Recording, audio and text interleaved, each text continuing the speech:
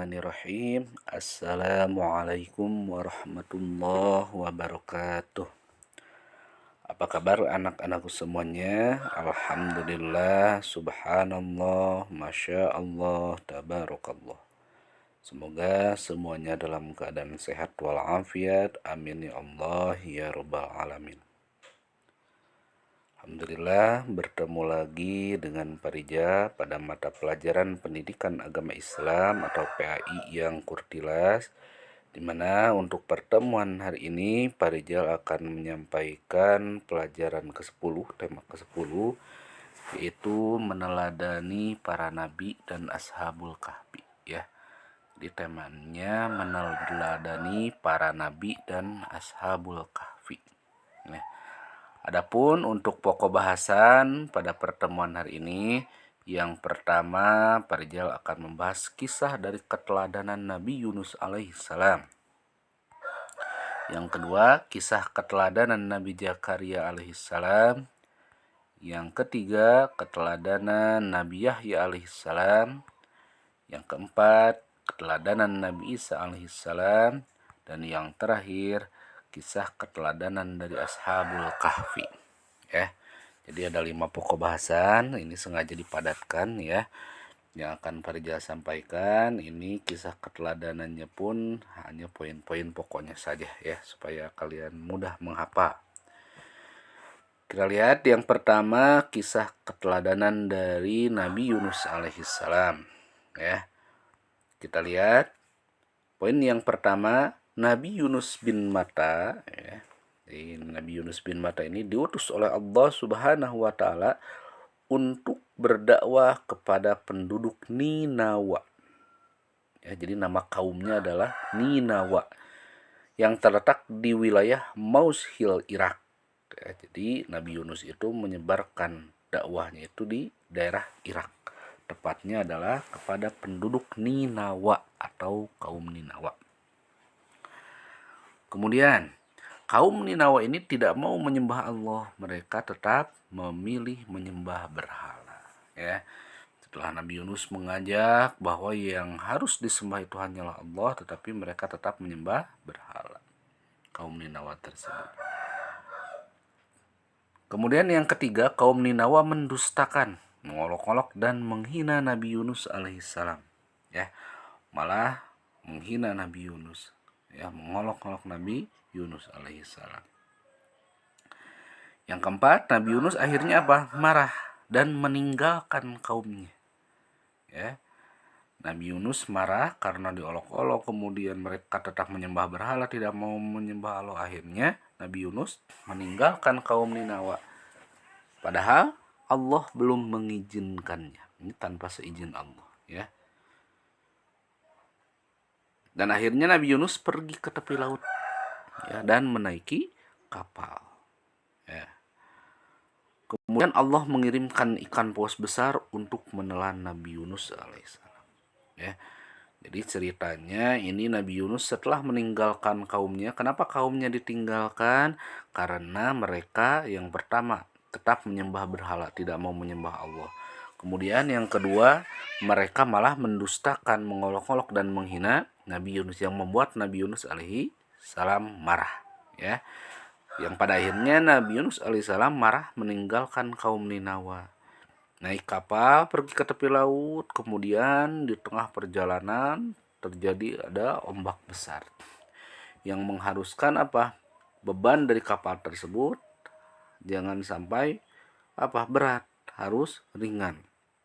Yang pada akhirnya diundilah, ya, beberapa orang siapa yang harus melompat dari kapal tersebut.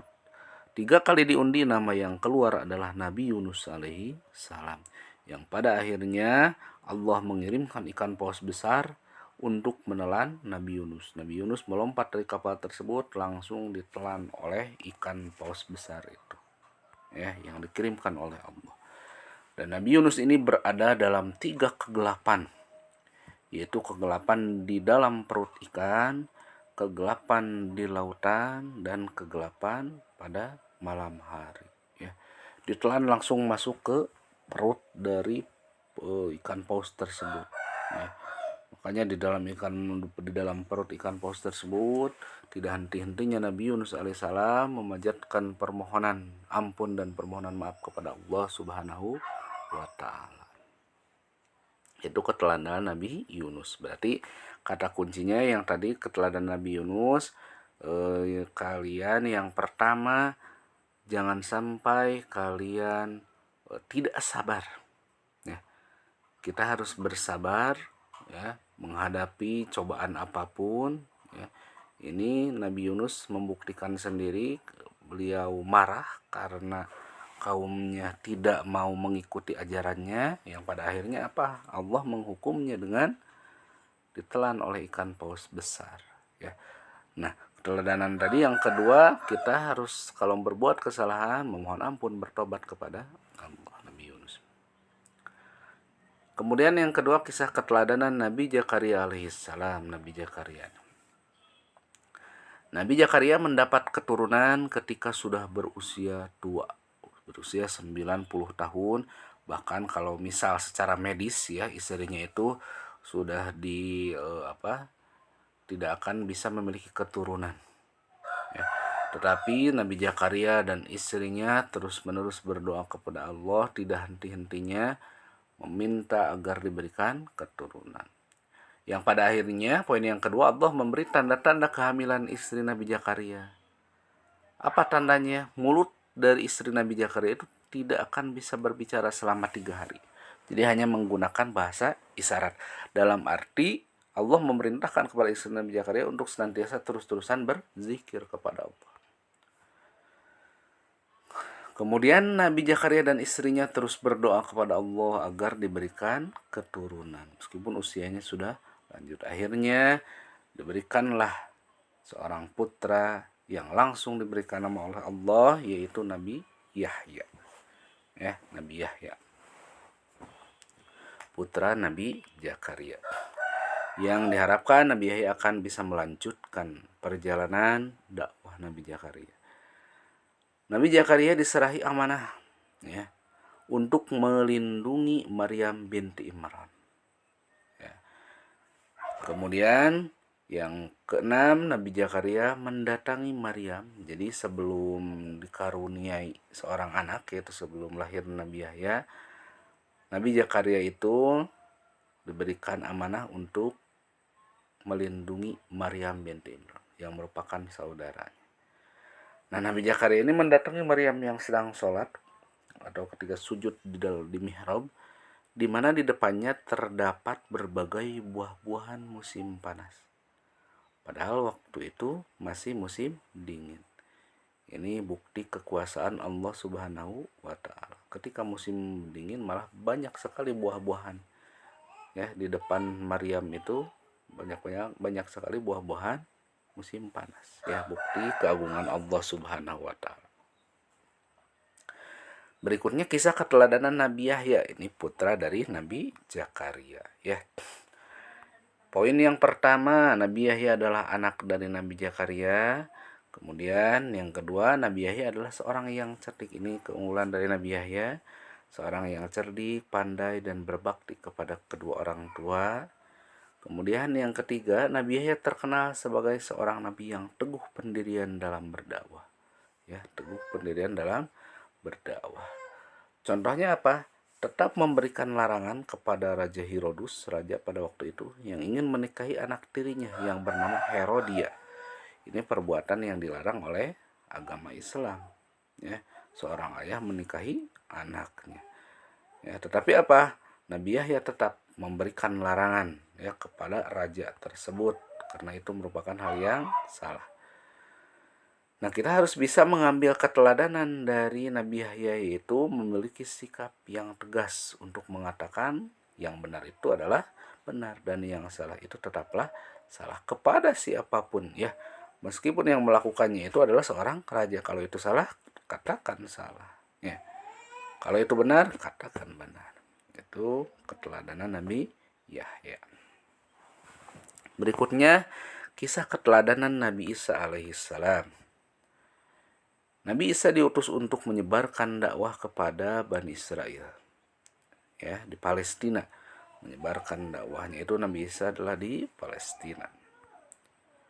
Kemudian yang kedua, Nabi Isa merupakan salah satu Rasul Ulul Azmi. Rasul Ulul Azmi yang diberikan cobaan yang lebih berat ya dibanding dengan yang lainnya, yaitu jumlahnya ada berapa? Ada 5 ya.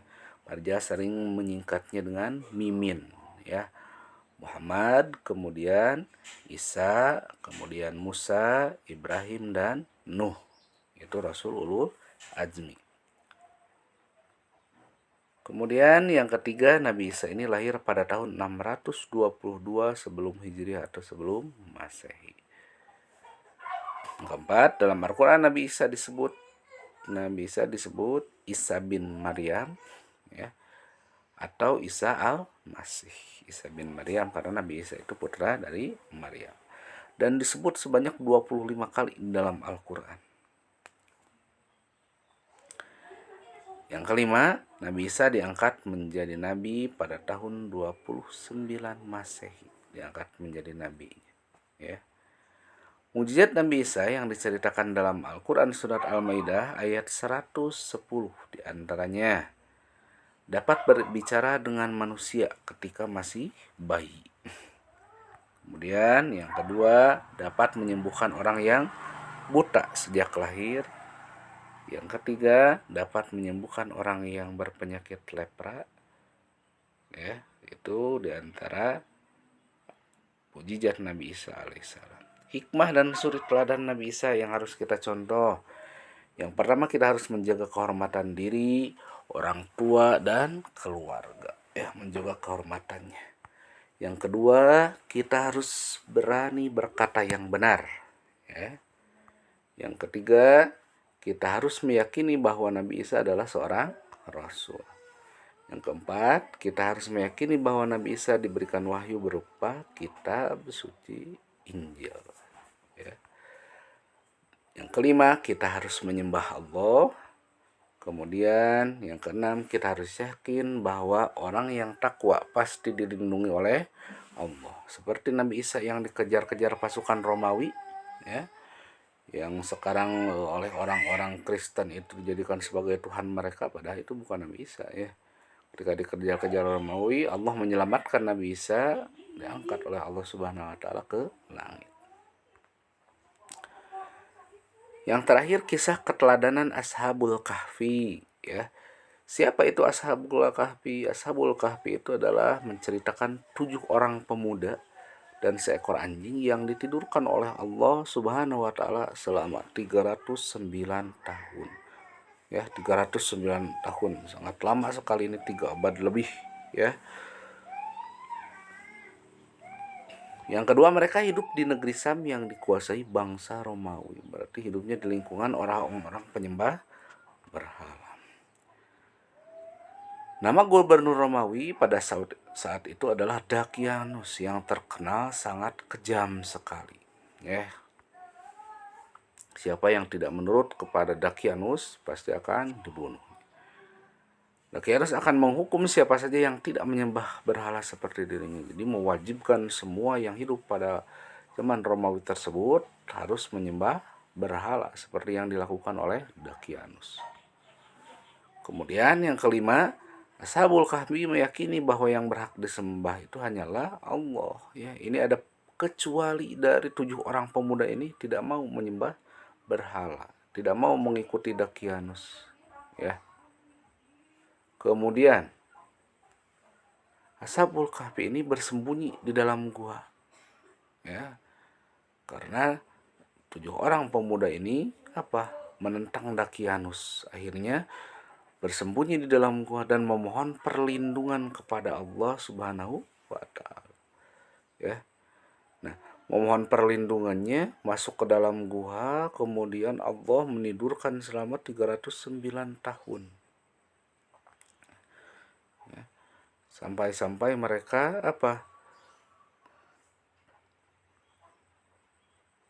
Nah, yang harus kita pelajari dari kisah Ashabul Kahfi tersebut tadi adalah memiliki sikap teguh pendirian terhadap keyakinan yang benar.